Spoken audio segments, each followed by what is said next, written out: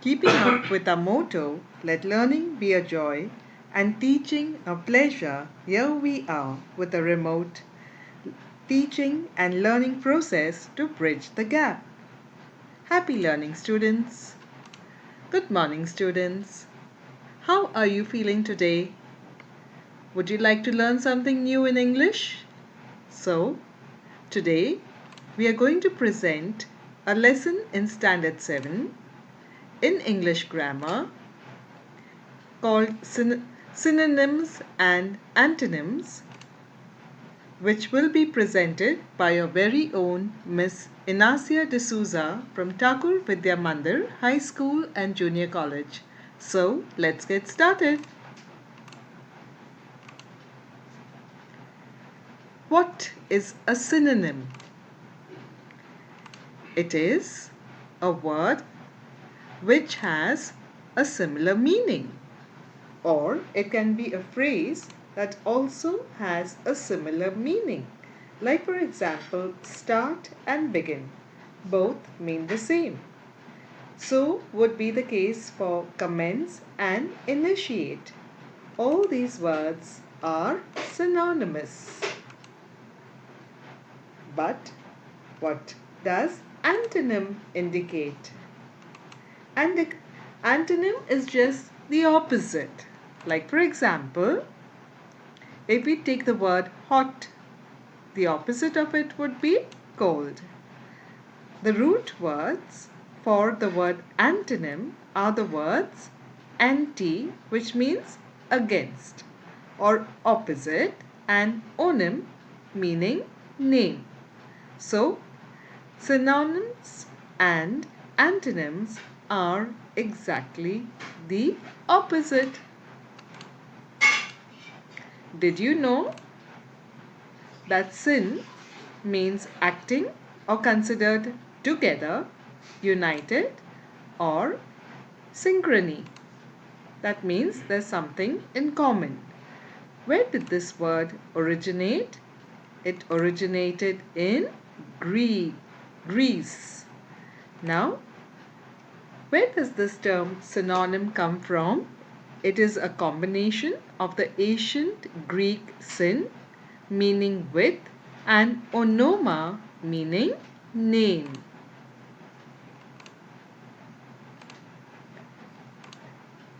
So, synonyms are regular and essential everyday use of synonyms is what we come across. We just use them even without thinking. Now, they are used in different parts of speech like nouns, verbs, adjectives, and adverbs.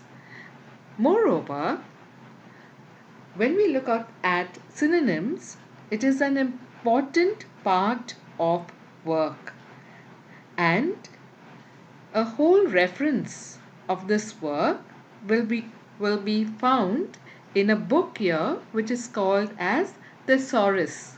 So if you need to find the meaning of another word, or you need to find different words for the same word, use a thesaurus. And here below there is a combination of words which I'm sure you will be able to group together and form your thesaurus. Examples of synonyms. Could you think of the example of synonym easy? But I have a list for you, don't you worry. Bad, awful, terrible, horrible, good, fine, excellent, great, hot, burning, fiery, boiling, cold, chilly, freezing, frosty, easy, simple, effortless, straightforward, hard, difficult, challenging, tough, big, large, huge, giant, small, tiny, little, mini. Now read the 3 sentences below. The small child was quickly eating a cold ice cream cone which gave him a bad headache. The little kid was rapidly gobbling a frosty ice cream cone which gave him an awful headache. The youngster was speedily consuming a freezing ice cream cone which gave him a terrible headache. Now, if we look at all the three sentences, they are describing very much the same thing. As you can see, the three sentences above share the same situation. But sentences 2 and 3 paint a better picture. And why is it so? Because they use synonyms for some of the dull words in sentence 1.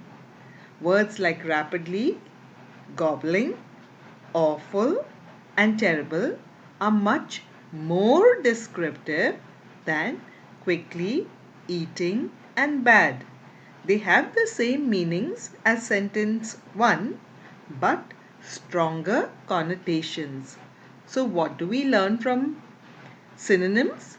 That we need to use better words whenever we are expressing an idea rather than the common words. Types of synonyms. Synonyms exist as parts of speech. So here are some examples. In verbs, look at the word teach. It would also mean instruct, educate, seek, search, look for. Nouns for the same could be teacher, instructor, educator, test, exam, assessment. I'm sure your list of vocabulary is increasing right now. Adjective, smart, intelligent, clever, dumb, stupid, slow. And adverb, very, really, extremely, quietly, silently, without a sound. Can you think of more similar words? I'm sure you will think of them. So, why are synonyms important? Since word choice is everything in language, probably the most crucial part or the most important part, the importance of synonyms is beyond measure, immeasurable. Synonyms make language more interesting, more meaningful, and more relevant. They have a huge central role in word choice for both prose and poetry. In fact, you could argue that poetry wouldn't even exist without synonyms.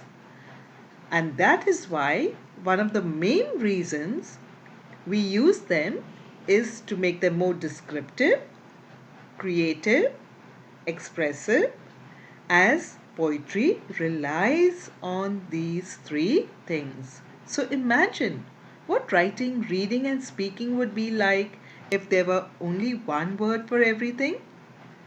When creating their works, it would be so dull and so boring, isn't it? So, there's another reason as well why we use synonyms. Because words often share the same meanings but they have different connotations. That means different implications. Like for example, you might say that the soup's aroma was in the air, which makes it sound delicious. But look how it changes the meaning if you use another synonym. But the soup's odor was in the air, makes it sound terrible. So, an author chooses a synonym based on its positive, negative, or neutral connotation. This helps writers say what they mean and how they mean it So I'm sure by now you know how important synonyms are. But what exactly is an antonym? Yes, it is nothing but just opposites like short or long, to come, to go. Yes, an antonym is a word that means the opposite of another word. For instance, the antonym of hot may be cold. The root words for the word antonym are the words anti, meaning against or opposite, and onym, meaning name. So synonyms and antonyms are exactly the opposite. Now, as opposed to a synonym, an antonym is a word whose meaning is exactly the opposite to another word in the same language. Where does it originate from? It originates from the Greek word which means anti, which stands as opposite, and onym, which stands for name. For example, the antonym for hot is cold, and the antonym for up would be down. That's correct. So, antonyms are actually quite useful in the English language. At times, it is easy to understand the meaning and the context of a difficult word by knowing what the opposite of the word means. Like, take for example, mundane, whose synonym is humdrum. The antonym for mundane is extraordinary or imaginative. Now, the word mundane has much better clarity, isn't it? So examples of synonyms and antonyms. Like for example, take the word abundant. What would come to your mind? Plentiful, ample. Antonym would be scarce, sparse. Appeal, attract, interest. Antonym, bore. Elaborate, detailed, intricate. Antonym, simple, plain. Optimistic, bright, promising. Antonym, pessimistic, boisterous, lively, exuberant. Antonym, quiet, restrained. Inept, incompetent, unskilled. Antonym, competent, soothe, ease, relieve. Antonym, aggravate. Yes, I can see a lively and exuberant person here. Now let's test your knowledge. So, what would the antonym be for linger? It would be vanish. And synonym, stay put, remain. For vital, it would be crucial, like the essential workers, or essential. And antonym, unimportant. I'm sure you've got the hang of it now. So, let's test you further. Choose the option which means the opposite of the given word. Copious, plentiful, revenge, scarce, none of the above. So the answer for this would be copious. Now, copious means in abundance or plentiful. So the antonym of sparse or scarce is copious.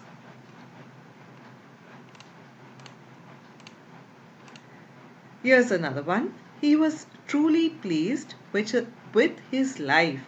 Replace the highlighted word with an appropriate synonym from the following: content, regards, irritated, contents. The answer is content. Pleased means happy and satisfied. So the sentence will be, he was truly content with his life. I'm sure by now you must have increased your list of synonyms and antonyms and your vocabulary as well. So till we meet again, I wish you a happy and safe day. Thank you once again for joining me in my English class.